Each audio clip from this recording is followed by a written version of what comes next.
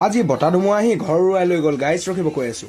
পোনপ্ৰথমতে সকলোকে নমস্কাৰ দে ৰাতিপুৱা উঠি দেখিছো ঘৰ চৰ দেখোন ভাঙি আছে মই ভাবিছিলো বতাহ ধুমুহাই ভাঙিছে কাম কৰা মানুহে লাগি আছে আকৌ এফালে মানে কথাটো এনেকুৱা হ'ল আগচাইডে যিহেতু পকা ঘৰ বনাব সেইকাৰণে আগচাইডৰ মুৰ্গী ঘৰটো পিছফালে আনিছে এতিয়া গাইছ অকমান চাবলৈ ভালো লাগিছে চাওকচোন আগচাইডে মুৰ্গী ঘৰ টকাতকৈ পিছফালে মুৰ্গী ঘৰ হলে চাফ চিকুণ লাগে যিহেতু আগচাইডে ইমানেই লেতেৰা পেতেৰা হৈ থাকে নহয় নহলে এতিয়া মই ভিতৰলৈ যাওঁ খেচি খেচি শুই থকা বিচনাখন ভালকে এবাৰ পাৰিলো বিচনা পৰা হৈ গ'ল এতিয়া মই জুবিনদাৰ গান এটা লগাই অলপ